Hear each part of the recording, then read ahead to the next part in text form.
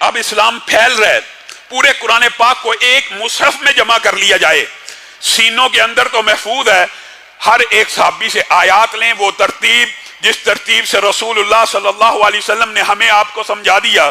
ایک ترتیب ہے ترتیب نزولی، کہ ترتیب جس سے قرآن نازل ہوا، اور حضرت علی کا یہ دعویٰ تھا میں علی جانتا ہوں کون سی آیت کس مقام کے اوپر کس موقع کے اوپر نازل ہوئی۔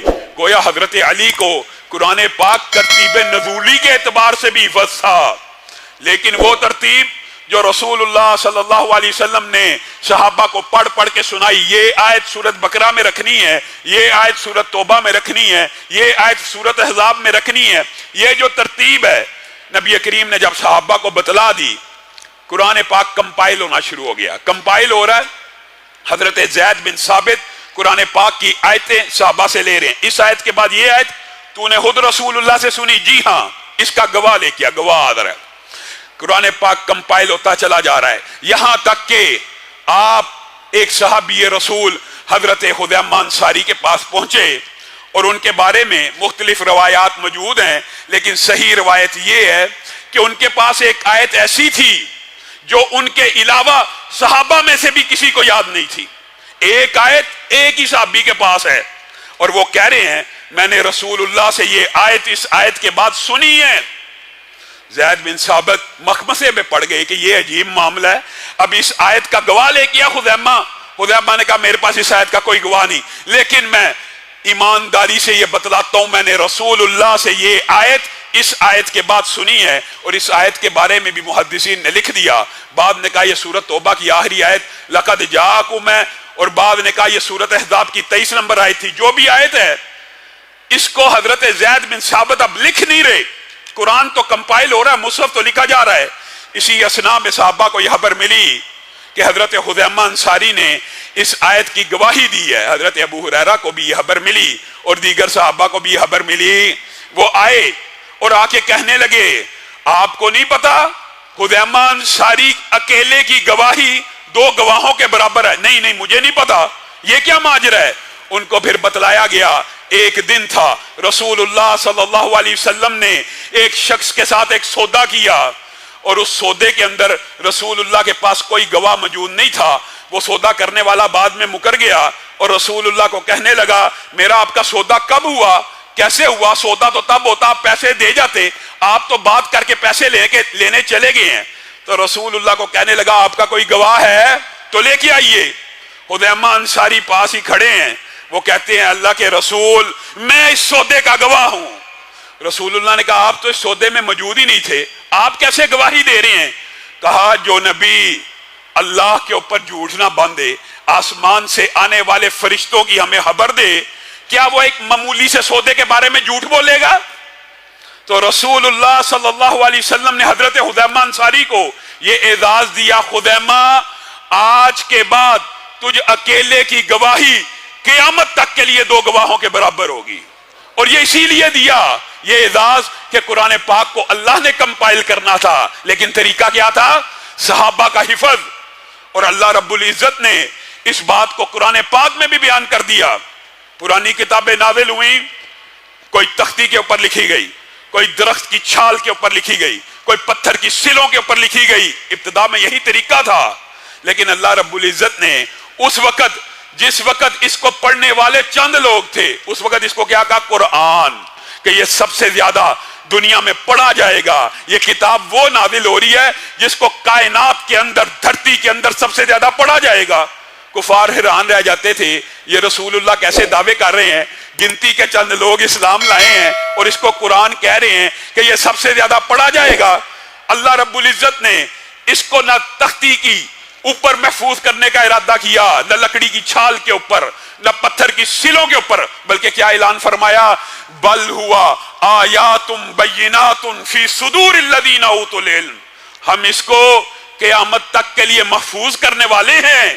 کس کے اوپر؟ زندہ دھڑکتے ہوئے دلوں کے اوپر محفوظ کر دیں گے۔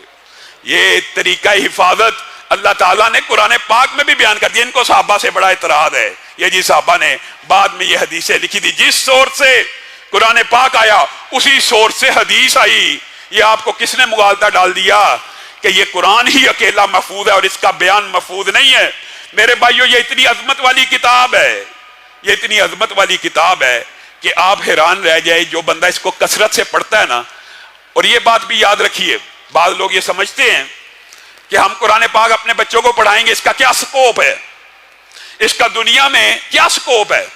میرے بھائیو، پہلی بات، یہ کتاب یہ دنیا کے سکوپ کے لیے نہیں پڑھی جاتی، یہ کتاب آخرت کے سکوپ کے لیے پڑھی جاتی ہے۔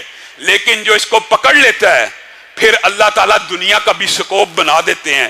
آپ کے سامنے سینکڑوں ایسی مثالیں موجود ہیں، صرف اشارہ کرتا ہوں، حتیٰ کہ یہ کتاب اتنا بڑا سکوپ بن جاتی ہے۔ لیکن یاد رکھنا، اس کو صرف دنیا کے سکوپ کے لیے نہیں پڑھنا، اس کو دنیا کے سکوپ کے لیے حفظ نہیں کرنا، اس کا مطالعہ دنیا کے لیے نہیں کرنا۔ پھر جو ان کے لیے کرتا ہے وہ دنیا میں آپ دیکھ لیتے ہیں مارا مارا پھرتا ہے، اور جو اللہ کے لیے پڑھتے ہیں پھر ان کی جتنی مرضی اچھی نوکریاں ہوں، ڈاکٹر اسرار کس چیز کے ڈاکٹر ہیں اور قرآن کے ساتھ تعلق جڑا، آج ان کو میڈیکل ڈاکٹر کے طور پہ یاد کیا جاتا ہے۔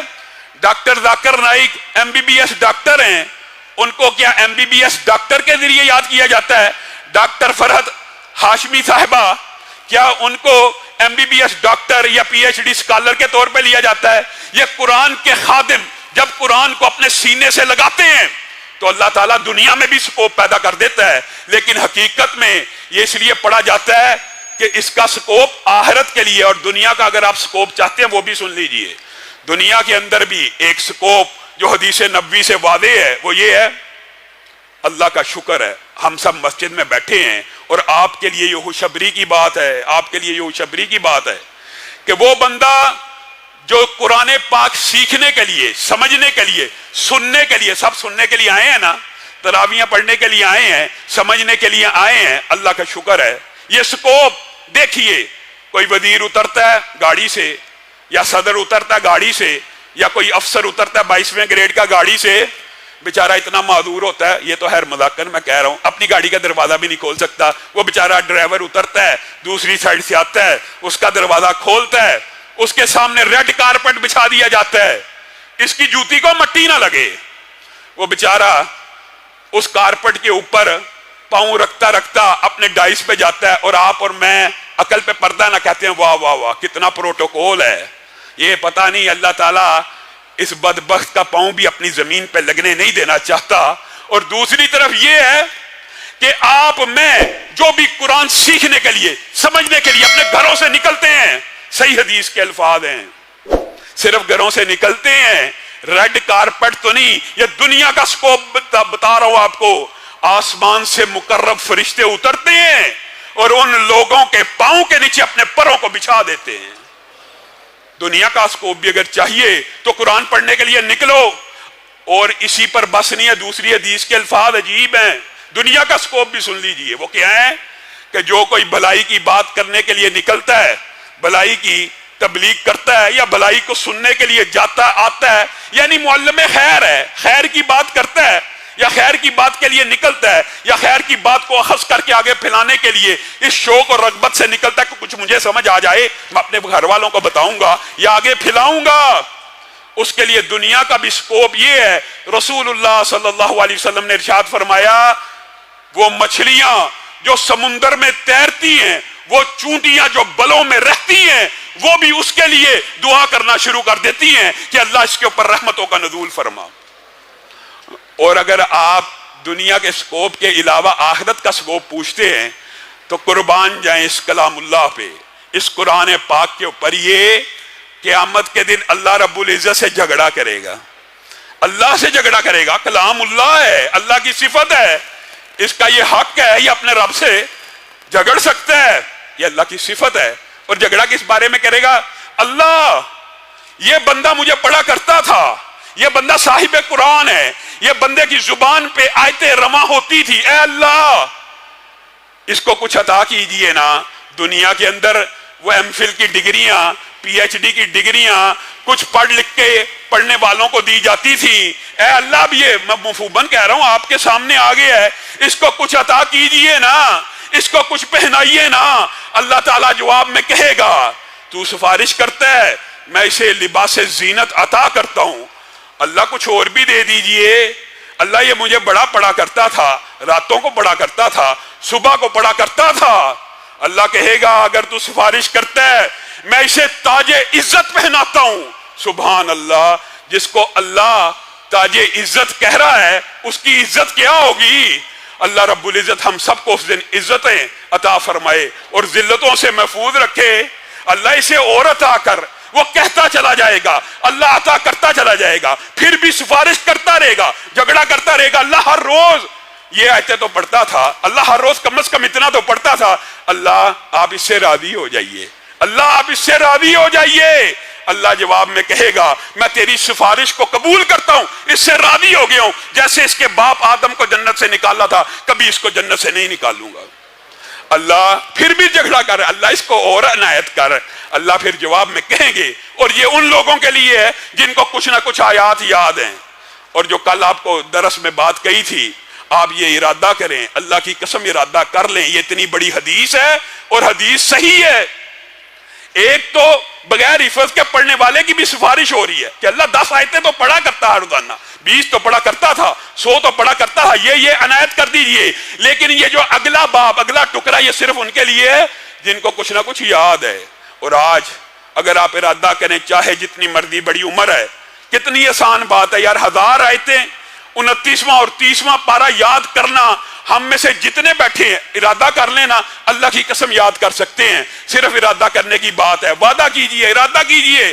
کل قیامت کے دن عزت کیا ملنی ہے یہ بھی سن لیجئے۔ ایک تو 1000 آیتوں کا اگر آپ کو یاد ہو جائیں گی، آپ کے لیے قیام کتنا آسان، آپ خزانے کے مالک بھی لکھے جا رہے ہیں، 1000 حاملہ اونٹنیاں بھی انفاق کر رہے ہیں۔ اور دوسری بات اس حدیث کے اندر موجود ہے، اللہ قرآن پاک کو کہے گا سفارش کرتا چلا جا رہا ہے، لے میں تیری سفارش کو پوری طرح قبول کرتا ہوں۔ پہلے تو عزت کا تاج پہنایا، زینت عطا کی، خلت عطا کی، پوشاک عطا کیا، رضامندی دی۔